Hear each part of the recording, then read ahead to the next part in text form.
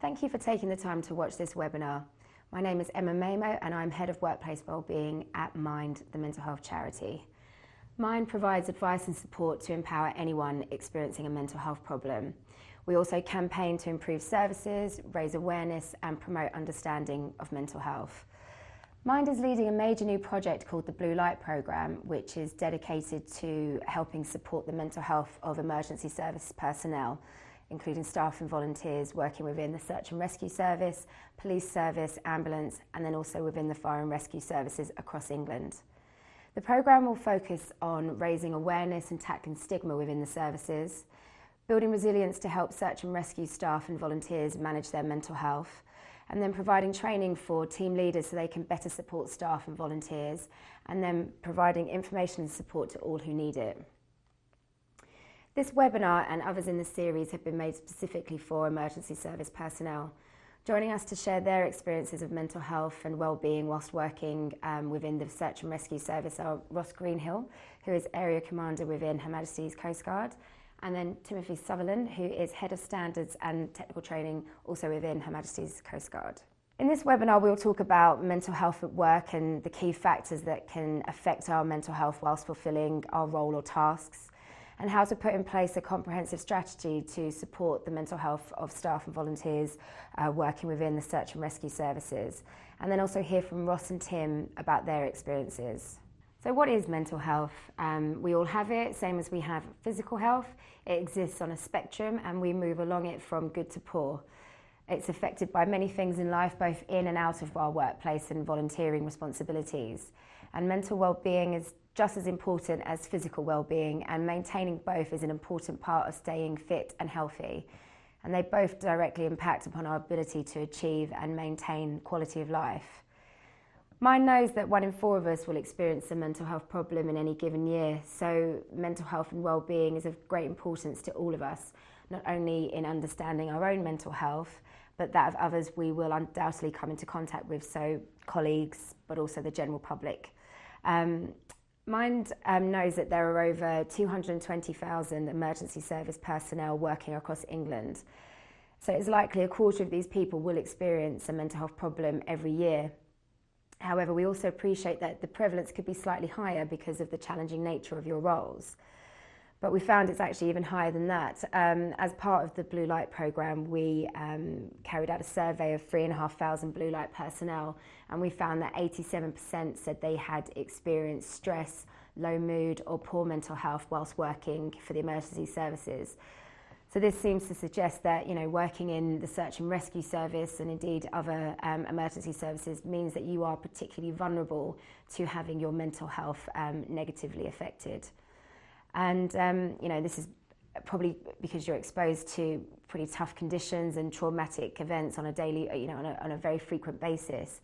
But what we also found in our research is that staff and volunteers work hard to prevent any mental health problem affecting their performance. But this can come at a large personal cost, impacting on your families, your relationships and your physical health. And I think there may be many issues that contribute to that. There may be just about stigma in terms of seeking support, but it could also be about not wanting to negatively impact on your colleagues. The idea of, well, if I take time off, we've got quite limited resources, the impact it will have on my team members and my colleagues. So there may be a lot contributing to that, but it is quite concerning that emergency service personnel really do try hard to hold it together while on the job, but then in their personal lives, that's where they kind of take the impact. So in terms of the key factors that affect people's mental health while working or volunteering in the search and rescue service, as part of the survey, we asked people to share with us those kind of key issues that really do impact on them. And what we found was that some of the biggest factors, the biggest issues, include juggling, home and work life, home and work commitments. So this idea of work-life balance. So managing your day jobs, your family commitments, and then your volunteering role. And linked to this is never really knowing when a call-out might take place, and then the impact that has in terms of interrupting, your life and your other plans and so on. And then not being able to resolve all call-outs successfully, and what that then means in terms of the human impact of that. And of course linked to that is that exposure to distressing or traumatic events. And obviously some locations see a higher rate of people taking their own life at those locations. So again, operators and responders in those areas, again, more likely to be exposed to distressing incidents. And then just the fact of being a call handler and taking emergency calls, especially those relating to someone who's experiencing suicidal thoughts and maybe making an attempt at taking their own life. And then all of that, if you're not prepared psychologically, mentally prepared to deal with that, you know, the impact that that can have. And then working in isolation or being geographically isolated, you know, some roles work alone so you're dependent on your own skills, or maybe your only companion is the search and rescue dog with you. And then looking at the kind of more day-to-day requirements of the job, so training commitments, maintaining that required level of safe and effective search and rescue services, and the training that underpins that. And then for staff and volunteers, bringing quite diverse skills and experience, and that in itself can be a bit challenging in terms of relating to each other and building that kind of sense of cohesion for teamwork. And then the kind of long gaps that can happen between call-outs can result in team members not seeing or communicating with each other for quite long periods of time. So there's quite a long list there of quite routine factors, you know, that people are frequently kind of dealing with, which obviously can have a huge impact on their mental well-being. And as we can spend, you know, a substantial portion of our lives at work or performing those kind of volunteering roles, and you get absorbed in a sense of responsibility for that role and towards your team members. So therefore it's no surprise that, you know, this can really impact on our mental health and our well-being. And mental health problems can affect the way we think, feel and behave, and it can directly impact on our, you know, our creativity, our motivation levels, our focus and performance. But the nature of work that search and rescue personnel engage with is certain to expose them to greater levels of danger and stress, and linked to that, you know, depression or anxiety or other mental health issues. So the relationships that develop between team members and colleagues is really important in terms of providing peer support, and you know, they can play a really vital role in helping us to cope with issues as they arise, or indeed recover from difficult periods or challenging or upsetting call-outs. But it's also important to promote a positive culture around mental health and provide the right kind of support to staff and volunteers. So in terms of how, you know, a search and rescue service should approach this and make sure they have the right organisational wide approach, we would recommend a three-pronged approach that's rolled out and is reflected in all practices, policies and management procedures. So the first part of this is about promoting well-being to everyone across the service. As I said, you know, we all have mental health and we can all have an interaction within the workplace, whether we're staff or volunteers. So you need to support people to have good mental health at work. And then secondly, you need to be identifying and tackling the causes of work-related stress or mental health problems. And this involves recognising the signs and being aware of the causes of mental health problems, which can allow you to assist colleagues effectively, especially when things are kind of identified early on. And then the final part of it is about being able to support staff and volunteers experiencing a mental health problem, you know, no matter where they are on the spectrum. So they might be experiencing some stress or anxiety related to workplace issues, or they might be going through a temporary period of emotional distress related to, you know, a life event or, you know, a change in their circumstances, or they might indeed be living with a diagnosed mental health problem. And then it's about, you know, how do you support them to manage that condition while also performing their role. So this is really about just making sure people get the right kind of support at the right time. And I will say that senior leadership is crucial. This needs to be top down and seen as a priority for it to really be a kind of comprehensive approach. So in terms of how do you promote well-being, I'm going to outline some general principles, but obviously these principles and approaches can look different in different workplaces, and indeed might be more challenging to adopt in some operating environments. But I think it's useful to kind of outline what we know helps people keep well at work, and even if the exact thing isn't possible, you can then think through, well, how else can we do something similar?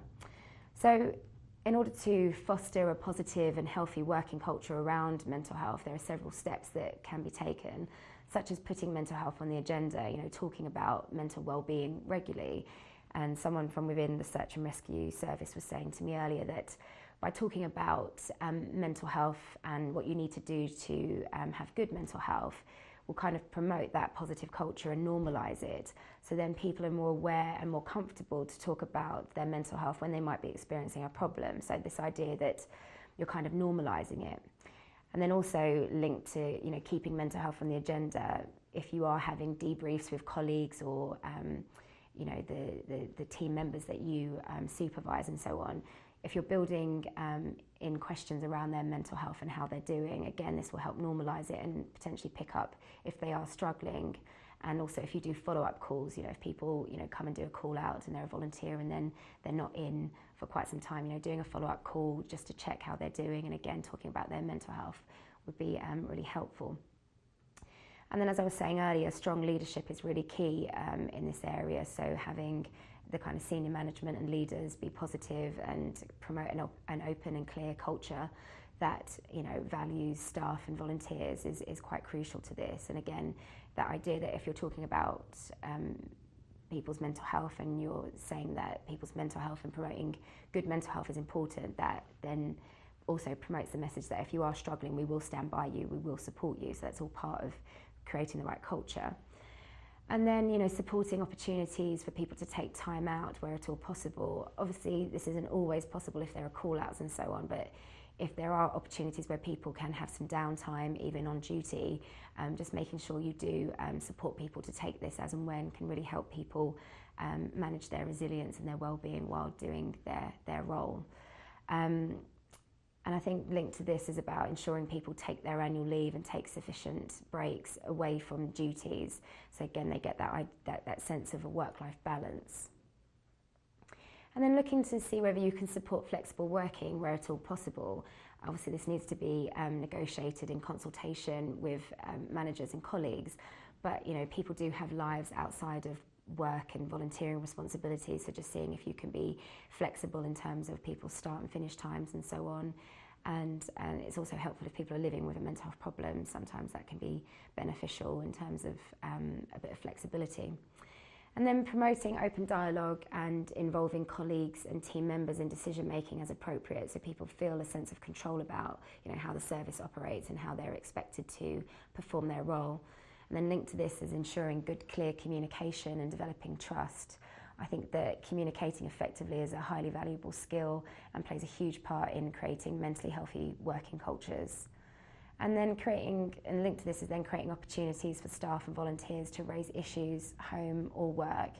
I think it's important to be approachable and respect confidentiality if people do share quite personal things about, you know, what's impacting on their mental health, and then you can look to explore you know, what you could do in response to that. And then investing in staff and volunteers, so being able to support them around learning and development and career development where appropriate. And we also find that promoting physical and social activities both in and out of work can again build those positive relationships that are so important when, you know, needing to draw on them during a tough time. So this idea of trying to promote peer support or buddy systems is quite crucial, I think, within the search and rescue service. And I think that a lot of services are building in these kind of structures and approaches. So we'll be hearing about that quite soon. So that's another positive approach to put in place. And then moving on to how do you identify and tackle the causes of work-related mental health problems. Again, an organisational approach is key. You know, this really needs to be reflected in your policies and practices, backed up by training for managers or team leaders who have that kind of pastoral responsibility for someone's welfare in the workplace. And this will mean that, you know, leaders are better able to understand mental health and how to support staff and volunteers who might be struggling. So how you do this is by routinely taking stock of the mental health of your staff and volunteers, so you can get a true picture of what's really going on across the service. So by regularly checking in, whether this is formally and regularly or just informally where appropriate, will allow you as a team leader to really understand what affects your personnel in their role. You can also understand what you're doing well to support them, so you can build on it, but then you can also get an idea of the factors or current ways of working that are having a negative impact on your service. So this can help you then develop a plan for improvement, which in turn will increase productivity and enhance morale. And also some search and rescue teams have chaplains who can provide support, and we've heard of team leaders that phone around after a tough incident to check in with everyone, which again is really positive to hear. So in terms of our top tips for team leaders and how they can kind of be alert to the potential workplace triggers, I think first and foremost it's for team leaders to build their confidence on mental health, so you feel able to have these kind of conversations. So that's one about understanding the kind of support and services that your search and rescue service can provide to staff and volunteers, and then also just building your confidence really to open up the conversation. So as I said, by checking in regularly with the people you're responsible for, whether this is like regular debriefs or follow-up calls, just building in a kind of check-in or just asking about their mental health can really help build the trust needed so people can feel confident to say when they're struggling. And it can also help resolve issues early on before they become more of a serious issue. And linked to this is just being available for your team members and ensuring that, as I said, that these kind of debriefs after major instances and distressing call-outs do happen just routinely. And then treating people as individuals. People seek support in different ways. For example, someone I manage, if they're struggling, they want me to send them an email to say, how are you doing? Because they want to think before they answer. They don't want to feel put on the spot. Whereas someone else I manage has always said, if you think I'm struggling, invite me out for a coffee so we can talk about it. So, it's just trying to understand how best to approach someone based on what they've shared with you. So leading on from this is, how do you support someone who might be struggling with their mental health? So as I said, the more informed you are and the more confident you are about talking about mental health, the better equipped you will be to support your staff and volunteers. In terms of support measures and workplace adjustments that can be helpful if someone is struggling with their mental health, these generally fall into three broad categories, including changes to how the person performs their role or tasks. Then maybe changes to the role itself, and then also the provision of extra support. So implementing some changes to how people carry out their role will of course depend on, the feasibility of this will depend on their specific responsibilities and can be explored directly with your team and leaders and so on. But some examples that might be helpful include supporting time out, so enabling them to take time out from a situation, if only for a few minutes if they are finding it quite challenging. Offering quiet rooms or some kind of space where people can take time out and sit without interruption would be helpful. And then relaxing absence rules for staff with disability related absence. So for example, I know within some services if someone has a certain number of days off due to ill health, this can kind of sometimes trigger an interview and a review about what's going on. But obviously if someone is living with a mental health problem, they may have to take time off. So just relaxing those kind of rules can alleviate what could be an additional stressor to someone if they feel that they might be kind of facing not a disciplinary issue, but at least a bit of scrutiny. It can be a bit of a stressor. And then agreeing to maybe give an employee or a volunteer leave at short notice and time off if they have to attend mental health appointments such as therapy or counselling, again, can help people manage their condition while still remaining in work. And then maybe exploring some changes to how they conduct their work or roles. This could be permanently or in the short term, but potentially reallocating some of the tasks or making some changes to their duties. And then maybe if it needs to be more significant, redeployment to a more suitable role, or then providing training and support to enable them to apply for vacancies or opportunities elsewhere within the service. Team leaders can also provide extra support through increased supervision if appropriate, or just increased catch-up times, or providing training or coaching or mentoring to help someone feel more confident in their role, and then providing positive and constructive feedback. And again, what I was saying about ensuring debriefing sessions or phone check-ins take place after difficult incidents. And then providing opportunities to discuss and highlight successful outcomes and achievements. If someone is experiencing poor mental health, this can also have an impact on their self-esteem. So building in some time to reflect on what has gone well can help counter any negative thinking they might be experiencing at the time. And then again, it's about reminding staff and volunteers of what wellbeing support is available in and out of their service. And some colleagues may also find it beneficial to take part in a buddy system, so being paired up with someone else potentially who has a lived experience of a mental health problem, who can then kind of share how they've managed their condition while in the workplace. That can be helpful. Or if there are support groups where they exist, where again people can kind of access support in a group setting. And then, as I was saying before, about providing quiet rooms or a safe space at work where people can have some time out, or maybe have a sit down and a chat with, you know, a trusted colleague, or access some support or self-help during that time can be beneficial. And I think it's also important to regularly review any support measures or adjustments that you may have put in place to ensure they're working, and then make any further tweaks or adjustments if needed. But I think ultimately, you know, both providing and taking the time and space to address any mental health concerns or worries early on will go a long way to ensuring a more positive outcome for that person. So following on from this, you know, how do you know if someone needs support? Observing the people in your team, you may notice changes in them. But I will say that people can often experience the same mental health problem very differently, so it's important to never make assumptions. But then also sometimes there's no outward sign that someone is experiencing poor mental health. So that's why it's so important to create an environment where people can be open and say when they're struggling. But as I said, you know, you should never make assumptions, but some potential indicators that someone might be experiencing poor mental health can include, you know, changes in their behaviour. If they're quite a chatty person, are they withdrawing a little bit or not engaging in kind of banter with their colleagues? Changes in their appearance. People can sometimes struggle with personal self-care, so just looking to see if there have been any changes in the person. If they're experiencing a loss of motivation or potentially missing training commitments and so on, or if they're experiencing a lack of concentration or increased drinking or smoking, or indeed if you just become aware that maybe there's been a change in their circumstances or a significant life event like a breakdown in their relationship or a bereavement. Again, this might be an indicator that they're going to be struggling with their mental health, which can have an impact on their ability to perform their role. But I think what's quite interesting about the search and rescue service is that probably the people most likely to spot a change in someone else are their team members. It is other colleagues, it is other staff members, other volunteers, rather than, you know, the team leader. So I think it's important to create the kind of culture where people feel confident and comfortable to say that they have a concern about a colleague.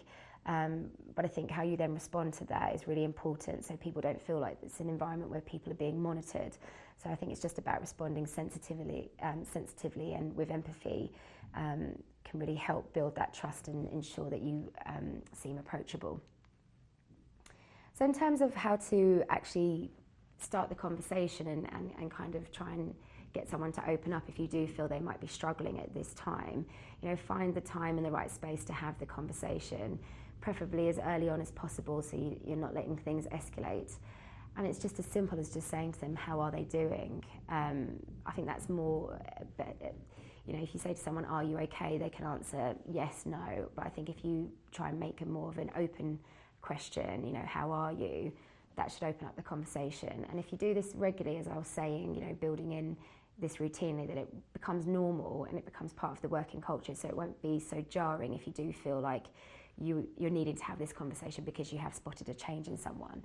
So it may help to ask these kinds of questions during supervisions or debriefs and check-in conversations, as I said, routinely. And I think it's important to just let the person do the talking as much as possible. And once you've begun such a conversation about someone's mental health and, you know, how it's impacting on their job and vice versa, I think it's important to try some of the following. You know, acknowledge the issues they have raised. Sometimes people just want to share their worries, and that can be as much support as they need. However, if there are some significant issues going on, you know, identifying some positive steps to address these issues, you know, the things that someone might be struggling with can be helpful. So suggesting small steps, making them achievable and appropriate and relevant can be really helpful. And then consider some simple but realistic adjustments to someone's role, task, or perhaps, as I said, offering extra support. And I think some important things to remember is being positive, focus on what they can do rather than what they can't, and try and involve the person as much as possible in finding solutions. People are very likely to be the expert in what they need, so letting the solutions come from them is helpful. And also I think because when people are experiencing a mental health problem, they can feel a sense of a loss of control. So again, trying to put as much control back in their hands will help counter that. And I think the key thing I would emphasise to team leaders or whoever, colleagues who are kind of trying to open up these conversations, it is about having the confidence to ask someone how they're doing, and when they say I'm not doing too good, that you then have the confidence to work that through with them and see what can be put in place to support them. And you're not meant to be a health professional. I think it's just as simple as saying, based on what you've told me, let's try this out as a support measure or as an adjustment, and let's agree to review it in a couple of days or a week or whatever's appropriate to see if it's helping and make adjustments if needed. And also, I would caution that although you think it's the right time to raise this issue, once you broach it with the person, once you say something, you can't unsay it, and this is quite a personal, sensitive issue, talking about your mental health. So although you might think it's the right time to have this conversation, the other person might be a bit hesitant. So I think it's about saying, well, if there is something going on ever, my door is always open, so please do come back to me and let me know if there's anything I can do to help. So just making sure you kind of promote that idea of an open door. So I just wanted to take a moment to talk about a tool that might be useful to roll out across the search and rescue service. So when someone's living with a mental health problem, they would develop a wellness recovery action plan with their health professional, which talks about how they can sustain good mental health, what might cause them to experience poor mental health again, and then what might be some of the early warning signs that they are struggling. Now, at Mind, we've kind of trimmed this down because it's quite a comprehensive toolkit someone would develop with their health professional, and we've trimmed it down to be used in a kind of workplace context. But it follows the same format. What do I need to do to have good mental health at work? What might cause me to experience stress or poor mental health? And then what are the early warning signs that I might be struggling? And then what are some of the steps I need to take? And then what are some of the steps that my supervisor, manager, or so on might need to take in terms of providing support or workplace adjustments. And they're really useful because it's kind of, at Mind we have them for all staff, but if someone has been diagnosed with a mental health problem, then we absolutely recommend that they have one in place for managing their mental health at work. But as I said, we offer them to all staff because we all have mental health and there is an interaction within the workplace. So it's quite positive, quite an individual tool, and it just says, what does this look like for me? So I just wanted to kind of get your views about, do you think, it seems like you're doing a lot of positive things within the search and rescue service, so it can sometimes be difficult if there hasn't been much of a conversation about mental health in the workplace to introduce these. But I guess it's for you guys to say, do you think it would be a positive thing? Would it be received positively? Just maybe from you, Ross, any views? Yeah, I think it's something we could use. We're kind of moving in that direction anyway with the things that we're promoting at the moment, but formalising it a bit more would probably be quite helpful. So yeah, I think it's something that we could use in the service, and certainly from our full-time staff point of view, I think it's something that would be reasonably easy to put in place.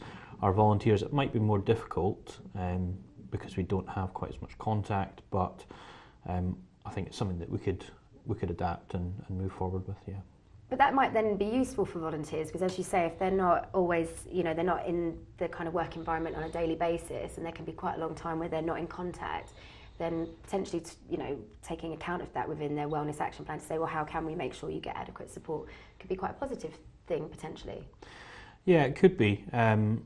The amount of time that we have with them is fairly small, and the impact that we have on their life out with Coast Guards and out with search and rescue is quite high. So we do have a system where they have a meeting where they can get together with representatives from the service and put forward their views on how things should work. So we'd have that opportunity to put that to them and see how they think it would work for them. Well, that'd be quite good because then they can kind of say, how it would work best and have a sense of ownership on it. Yeah, absolutely.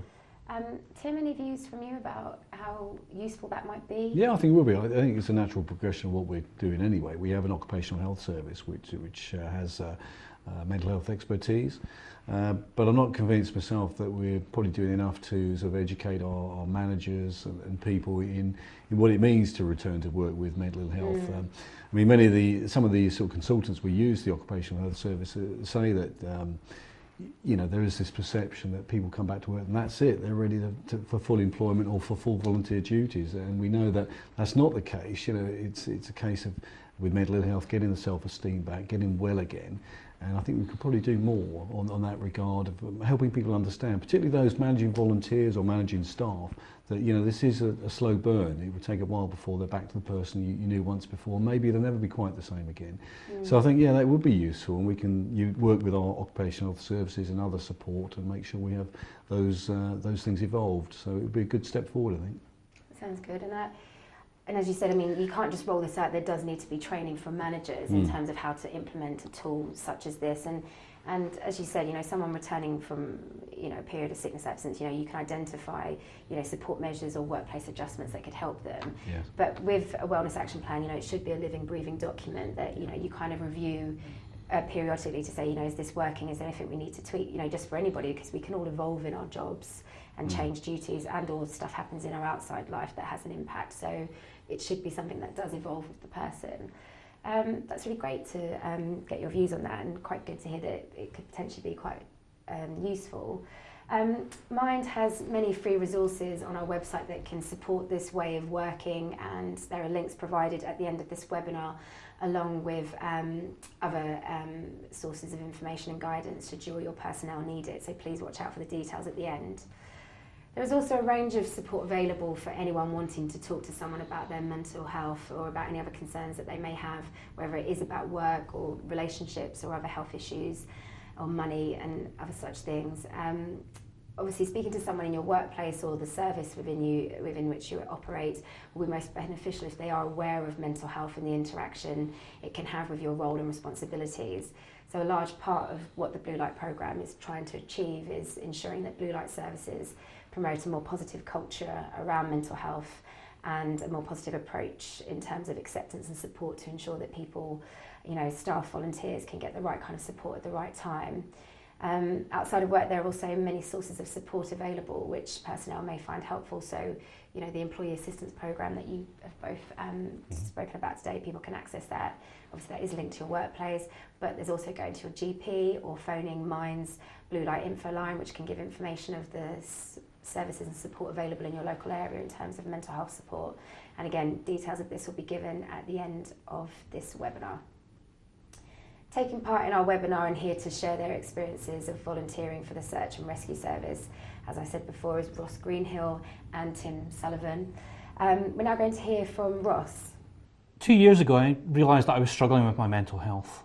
I'd been working away for long periods, working long hours, and was quite frankly exhausted. I hadn't realised that my resilience was dropping until I had to deal with a serious incident. The incident wasn't a Coast Guard incident, which is probably partly why I got caught out. I was travelling in a marked vehicle and came across a quite serious road accident. When you're driving the blue light vehicle, obviously it means that the public expect you to do something to actually help out and make a difference at the scene. I stopped at the incident and tried to help provide first aid. All Coast Guards are first aid trained.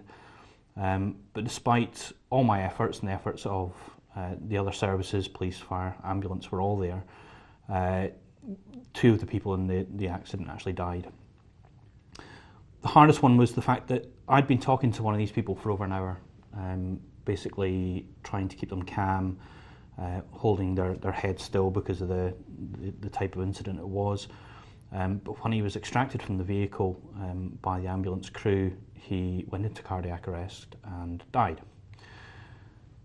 Normally, when we deal with things as a Coast Guard incident, I would have had a debrief there and then with all my colleagues. We would have got together and diffused what had happened, diffused the situation. On this occasion, I was essentially a member of the public to the other services, and I was stood in the middle of a dual carriageway waiting for the police to come and take my details for future events. And the ambulance crews and the fire crews and the police were all standing having their debriefs. So I was standing there completely on my own, feeling a little bit out of it, a little bit phased. I gave all my details to the police, jumped in my car and headed back home. Didn't get very far, got down the road and just burst into tears. Had to pull over. I just couldn't hold it back anymore. For the next couple of weeks, I really struggled with mood swings and just feeling really down.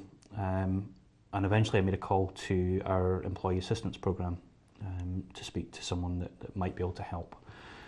That was difficult. Making that decision to actually involve someone else was a bit of a challenge. When I spoke to the counsellor, they suggested that I visit my doctor because they felt that I may have depression. And right enough, my doctor said I did have depression and also an element of post-traumatic stress from the incident and probably a build-up of other things and other incidents that I've attended. I was offered cognitive behaviour therapy, CBT, through the NHS, which I was quite lucky. I got it very, very quickly. I was able to see a counsellor almost immediately. That is great. But I also got counselling through the EAP as well to deal with some of the other things that had been going on, mostly to do with being away from home for a lot of time. And it really just knocked me for six. And with those combinations and the work that I had to do with them, I was able to get control of things a bit more and knew what my triggers were and how to deal with those stressful situations that I was ending up in. And it made a big difference, made a massive difference. It's not perfect. I'm not, where I used to be, but I can certainly deal with things a lot better using coping strategies, for example. Having someone that I could actually talk to was probably the biggest help. I didn't want to talk to my family about it because it's partly not appropriate to talk to my family, especially given that we work and live in the same area that these things happen. But I didn't have anyone at work either that I could speak to because I work pretty much on my own most of the time. So actually having the ability to use EAP was extremely helpful, made a massive difference. Speaking to them, they didn't judge what had happened, they didn't judge me in any way, which, that was probably my biggest concern. And they allowed me just to talk through things and try and work out what happened and why it happened and really highlight the issues that I'd suffered from. What I will say is I've learned from that, and as a manager, I'm very much more aware of how things can affect my staff and the volunteers that work with me. And I also know that when someone says they're fine, that's not necessarily true. Sometimes you have to probe a bit deeper. You do. I mean, if you might have an inkling that there's an issue, you maybe just have to push it a little bit harder. I know I said I'm fine a lot of times, and I wasn't. I was far from it. As part of a rescue team, we have sort of a group strength. Debriefs at the end of incidents and getting together and talking things through can make a massive difference. And I think that was the thing that I missed that didn't work for me. And people can slip out of that by accident, or they can actually take themselves out of it sometimes. So we need to be aware that that's happening. But the fact is, there is a lot of help out there for people. I just think people don't necessarily know about it, and we need to kind of promote that it's there. But again, the hardest thing is actually getting them to ask for that help. And if we can kind of help them get that, it can make a huge difference. And I guess it's just trying to create that kind of culture so people feel comfortable to say, I'm struggling. Absolutely. And I think we're moving forward with that. We're getting somewhere with that now. People are a little bit more accepting that help is available and that they can ask for it. But we're not quite there yet. No, but it's a journey, and you're kind of making the right kind of steps. Absolutely. And when you say debriefs, is that just, we have them at Mind if someone's taken a distressing call, a call from someone in distress, like a member of the public, and then it's about, for the kind of staff member or volunteer to kind of say, this is what I did, and then to reflect, was there anything I could have improved, and then just help someone process that instant and move forward. Is it quite similar in terms of? Yeah, it's pretty much identical. It's looking at, quite often we'll think, if I had done something differently, would it have been a different outcome? Yeah. And a lot of the time that's not the case. A lot of the time it's not going to make a huge difference. But it's good to be able to get that through and process that information, and discussing it is the best way to do that. And yeah, we will debrief every incident from the very smallest up to the biggest major incidents. That's really good. So it's quite routine. It is, and by making it routine, it normalises it. It becomes normal, and people feel included and more willing to put into the system and put into the process if we do it regularly. Oh, that's really positive. Yeah, I just want to say thank you for kind of sharing that personal story, because I think, a big part of what the Blue Light programme is trying to achieve is to kind of make it okay for people to say, I'm struggling. And I think what's most important is for people to hear from other people working and volunteering within their service that this has happened to me and this is what I've learned from it and this is what we've put in place following that. So that's really positive. So thank you, Ross. We're now going to hear from Tim Sullivan about his experience of volunteering for the Search and Rescue Service. So just over to you, Tim. Thank you. Good morning. My name's Tim Sullivan. I'm the recently appointed Head of Standards and Technical Rescue for HM Coast Guard, which is part of the Maritime Coast Guard Agency. Prior to this role, in fact only a few weeks ago, I worked as a health and safety lead in the agency. I was involved in stress management initiatives, which included return to work after periods of mental ill health. So I'm very interested in this particular subject. I became aware of the sort of mind of the Blue Light programme a couple of months ago. I was invited to the opening presentation up in London. Been involved with other colleagues in looking at how we can improve our service. We have 400 plus employees in our service and care for over 3,500 volunteer Coast Guard rescue officers. So it's an awful lot of volunteers that we have to manage.